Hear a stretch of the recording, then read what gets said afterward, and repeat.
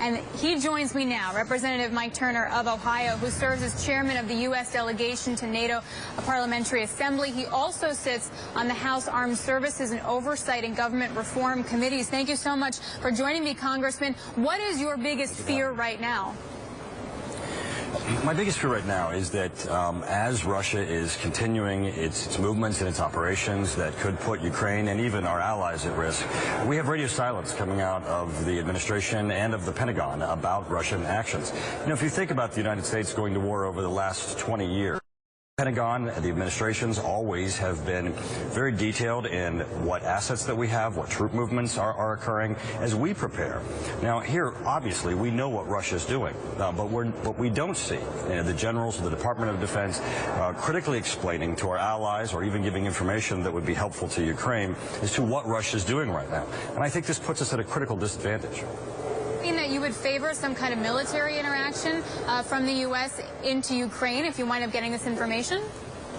I think we at least need to tell them what's going on. If you think of your news channels right now, you don't have the Pentagon explaining where are Russian troops, where are they moving, what aggressive actions that they may be taking.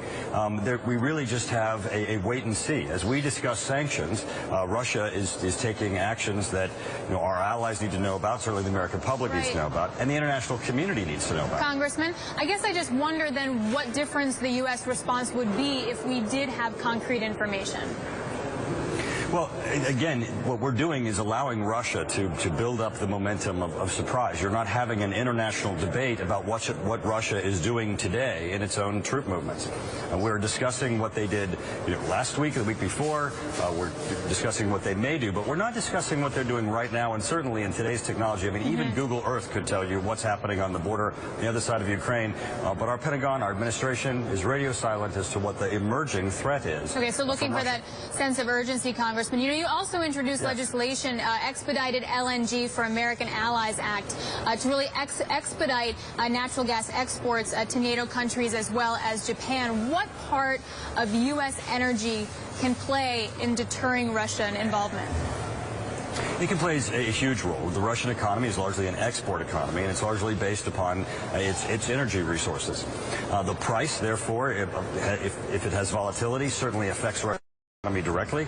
When the United States began to be a greater producer of energy, the international price began to fall because we began to import less. If we reverse that and begin to export more, we impact the price, we impact their economy, and we give greater independence to areas where Russia has almost a virtual monopoly. Should point out that we have approved about 7 terminals here in the U.S., but the first won't be up and running for another few years. Last question. We've seen President Obama at the Vatican today, and I'm curious, what do you think that President Obama and the Pope might be able to teach each other today?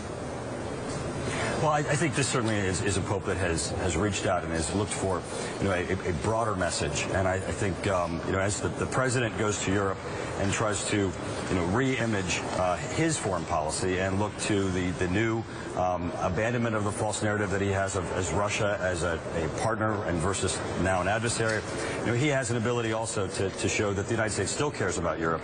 The United States certainly sees Russia as a threat, and that we need to stay unified. All right, sort of reaching across the aisle, the theme there. Congressman Mike Turner, thank you so much of Ohio. We appreciate your insight. And as we were just talking about, President Obama meeting with the Pope, Pope Francis.